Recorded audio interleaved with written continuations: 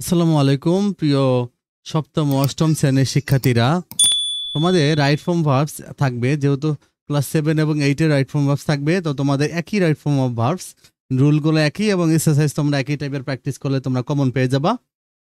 দেখো কি বলছে, রাইট ফর্ম অফ ভার্বস কোনো সেন্টেন্সে যদি always, regularly, normally, usually, generally, occasionally, sometimes এগুলো থাকে, তাহলে কিন্তু প্রেজেন্ট ইনডেফিনিট টেন্স হবে। হ্যাঁ, মানে সাধারণত কোনো সময়ের উল্লেখ না থেকে যদি এগুলো থাকে, মানে কোনো কোনো টাইমের উল্লেখ নেই, তারপরে যদি কোনো সেন্টেন্সে always, regularly, normally, usually, generally, occasionally, sometimes এগুলো থাকে, তাহলে প্রেজেন্ট ইনডেফিনিট টেন্স হয়।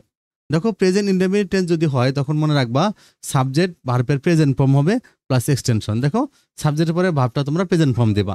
আবার সাবজেক্ট যদি হি, সি এর যে কোনো একটা নাম হয়, তখন ভার্বের সাথে এস বা ইএস হবে। হ্যাঁ, হি ইউজুয়ালি ওয়াচ মুভি। তাহলে এখন দেখো হি আছে, এই যে ইউজুয়ালি আছে। দেখো কোন সেন্টেন্সে, প্রিয় শিক্ষার্থীরা দেখো, এখানে দেখো এই যে আমরা দেখছি এই যে ইউজুয়ালি আছে। হ্যাঁ, তাহলে প্রেজেন্ট ইনডেফিনিট টেন্স হবে। আর প্রেজেন্ট ইনডেফিনিট টেন্স যদি হয়, তখন সাবজেক্ট হি, সি এর যে কোনো নাম থাকলে ভার্বের সাথে এস বা ইএস হয়।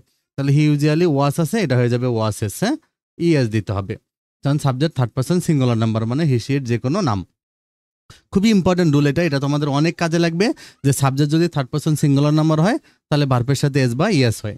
এবার দেখো, কোনো সেন্টেন্সে যদি নাও, অ্যাট দিস মোমেন্ট আর অ্যাট প্রেজেন্ট থাকে, এই তিনটা থাকে, তাহলে কোনো কাজ চলতেছে এমন বোঝায়। তো তখন কি হবে, তাহলে প্রেজেন্ট কন্টিনিউয়াস টেন্স হবে। আর প্রেজেন্ট কন্টিনিউয়াস টেন্স মানে সাবজেক্ট এম ইজ আর ভার্বের সাথে আইএনজি হবে। সাবজেক্ট এম ইজ আর ভার্বের সাথে আইএনজি। দেখো, ইট ইজ নাও, দেখো এখন এখন করাচ্ছে, তার মানে প্রেজেন্ট কন্টিনিউয়াস হবে। তখন আমরা লিখবো ইজ টিচিং, তার মানে আইএনজি দিতে হবে টিচের সাথে। আর যে এম ইজ আর, আমরা জানি হি থাকলে ইজ হয়, হি থাকলে ইজ হয়। কোনো সেন্টেন্সে যদি দেখো just, just now, already, yet, recently এগুলো থাকে, তাহলে প্রেজেন্ট পারফেক্ট টেন্স হয়। এটা মনে রাখবা।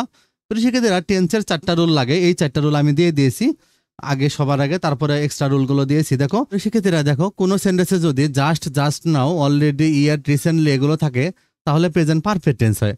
আর প্রেজেন্ট পারফেক্ট টেন্স মানে দেখো সাবজেক্ট হ্যাভ বা হ্যাজ হবে, ভার্বের পাস্ট পার্টিসিপল হবে, পিপি ফর্ম মানে ভি3 হবে। যখন দেখো I receive your letter just now, তাহলে যে জাস্ট নাও আছে, তাহলে প্রেজেন্ট পারফেক্ট টেন্স। আর প্রেজেন্ট পারফেক্ট টেন্স হলে হ্যাভ হ্যাজ দিয়ে ভার্বের পাস্ট পার্টিসিপল দিতে হবে। দেখো, আই হ্যাভ রিসিভড কিভাবে, আই হ্যাভ রিসিভড হবে, তুমি ইডি দিবা বাট হ্যাভ লাগাই দিবা সাথে। তারপর দেখো, কোনো সেন্টেন্সে যদি ago, yesterday, last, many years ago এগুলো থাকে, তাহলে পাস্ট ইনডেফিনিট টেন্স হয়। পাস্ট ইনডেফিনিট টেন্স মানে সাবজেক্ট ভার্বের পাস্ট ফর্ম দিতে হবে তোমাকে। তাহলে এটা তোমরা মুখস্থ করে ফেলবা এইটুকু। হ্যাঁ, যে I receive your letter yesterday, তাহলে এখানে রিসিভড হবে, কারণ দেখো এই যে ইয়েস্টারডে আছে, তাহলে ভার্বের পাস্ট ফর্ম হবে। এবার দেখো কিছু এক্সেপশনাল রুল। প্রিয় শিক্ষার্থীরা, এই রুলগুলো তোমরা নর্মালি বইয়ে পাবা না কোথাও,